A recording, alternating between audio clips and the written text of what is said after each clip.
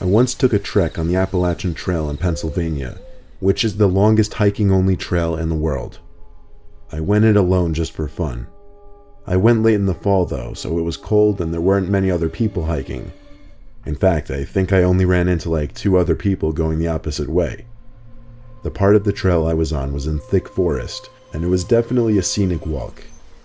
The trail ran alongside a small river, and nothing could be heard but the sound of the flowing river and the early morning birds chirping. It was time for me to sit down and take a break, so I found a big rock sitting aside the river and sat down on it. I took a sip of my Gatorade, and then I could swear I was hearing a baby's cries coming from the distance. It was coming from further down the trail in the direction I was walking.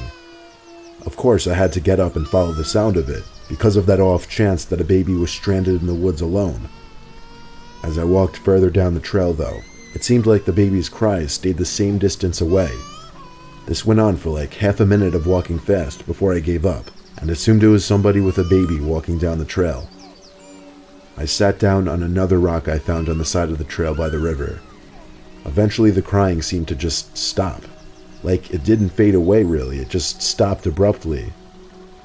I sat on that rock for 5 minutes, just taking in the nature and taking a few videos on my phone.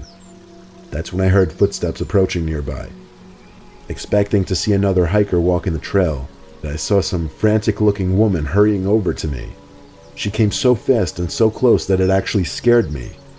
She stopped uncomfortably close to my face and started screaming at me, "Have you seen my baby?" I calmly told her I heard a baby crying not too long ago, and told her to follow me. We walked quickly down the trail in the direction I was chasing the sounds of the baby earlier. I looked back every few seconds to make sure she was keeping up with me. Eventually I summed up the nerve to ask her how on earth she lost her baby, but she didn't answer. So I turned around again and stopped when I saw she was gone. And the weird thing, she was right on my tail just 10 seconds ago. I screamed out for her a few times, but the only sounds around me were the sounds of the birds chirping and the river. I figured even if she trailed off away from me, I would at least still be able to see her in the distance.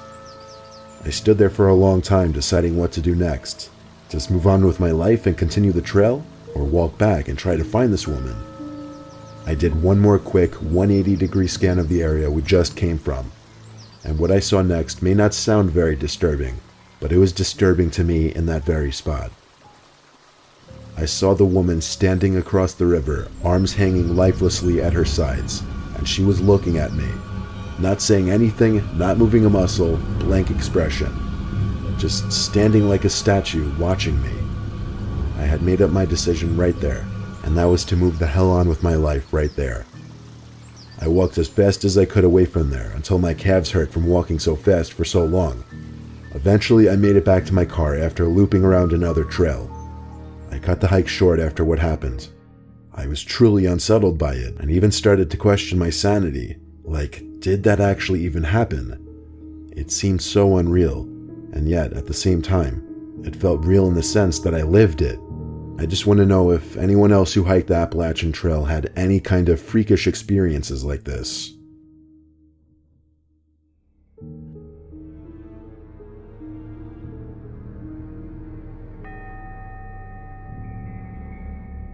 I have a preserve by my house since we live in a highly populated suburban area and there isn't much green. It's a huge preserve with miles and miles worth of biking and hiking trails. So long story short, one night in 2016 at like 11 at night, I decided to go for a run. I'm weird in the sense that I like to avoid people when I go for runs. That's just how I am. I held my phone with a tight grip with the flashlight on and started my run at the edge of the preserve onto the dirt hiking trail. I felt I had more energy running at night too. It was weird, I don't know how to describe it. There were no lights at all, it was all just nature. There was also a dead body that came up in the previous week in the preserve, but I didn't really let that concern me too much since I live in one of the safest neighborhoods in the state. It was also a weeknight, so there was literally no one else in this preserve but me. Well, that's at least what I thought. I got tired after about 10 minutes of running. Yeah, I used to be out of shape. I had to catch my breath, so the first bench I found, I sat down on. I have to admit, it was creepy as hell being in a pitch black preserve like that all alone. It feels the same as being alone in the middle of a forest. There were weird sounds coming from all around, and to be quite honest with you, it was scaring me. Of course, most of them were animals, so when I heard leaves and sticks crunching nearby, I assumed it was a raccoon or fox or something. But anyone's worst nightmare came true when I noticed something tall hiding behind one of the trees. I couldn't quite tell what it was because an iPhone's flashlight is only so bright. I stood up and walked a little closer, and I was kind of doing a crouch walk because for some reason I thought that would make me more low-key. I got close enough to where I saw a hand wrapped around one of the trees. The hand was in a white glove though.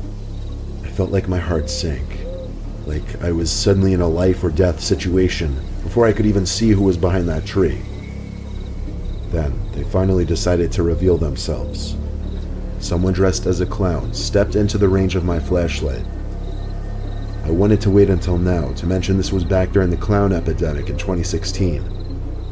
From what I could see in the little light I had, this person went all out with his clown costume, from the makeup right down to the clown shoes. The most disturbing part was the bat with a large foot-long spike wedged through it that he was holding. His head was angled down to give a more menacing, terrifying look, and he walked very slowly towards me. I had only one option, and that was to run as fast as I could, even though I was already so tired. I didn't run on the trail. Instead, I ran into the woods until I felt like I was going to puke. Then I shut off the flashlight and crouched down behind a tree. I heard running zoom past me maybe 10 feet away. When the footsteps faded away into the distance, I ran back to the trail and ran all the way back the way I came.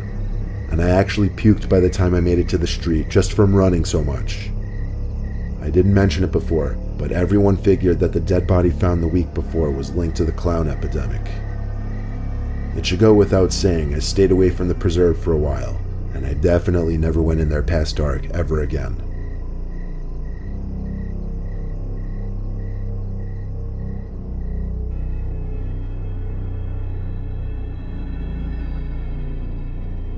I went on a solo camping trip to the woods a few miles from my house.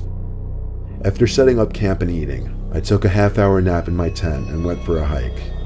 It was a normal hike in a rather quiet forest, until I thought I could hear footsteps nearby. I could have just chalked them up to being the footsteps of an animal, but they kind of sounded human-like, if that makes sense. Considering how deep into the woods I was and how far from any real urbanization I was, it would definitely be odd to cross paths with another person there. I didn't go looking around for anyone though, I just continued with my hike. When I got back to my tent, the first thing that I noticed was that the zipper to my tent was undone and the door flap was open. Right away, my heart was racing at the thought of someone having been in my tent. I checked to make sure that nobody was still in there first, and then went inside to see that my bag had been gone through. Surprisingly, nothing was taken though.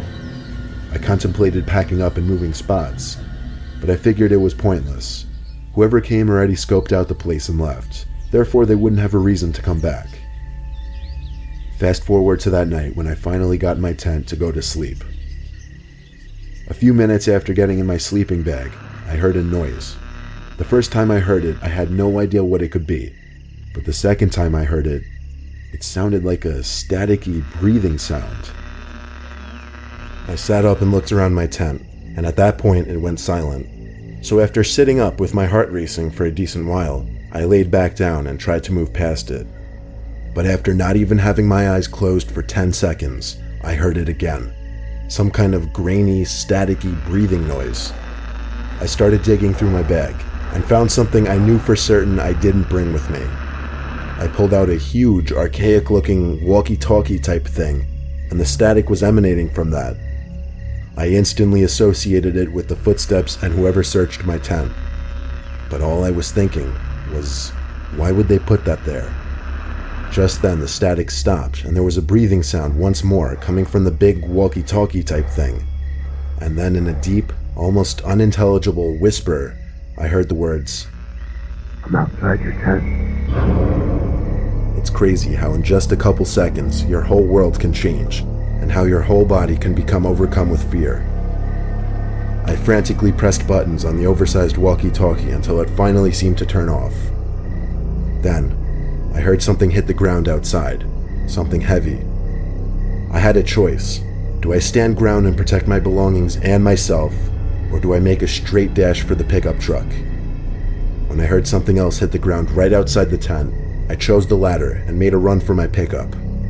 I left behind my tent, my sleeping bag, and other equipment, but in reality, none of that stuff really mattered when my life was potentially on the line. For all I know, it was some kind of trap to just get me to leave all my stuff behind for them to take. Or it could have genuinely been someone who intended on harming me.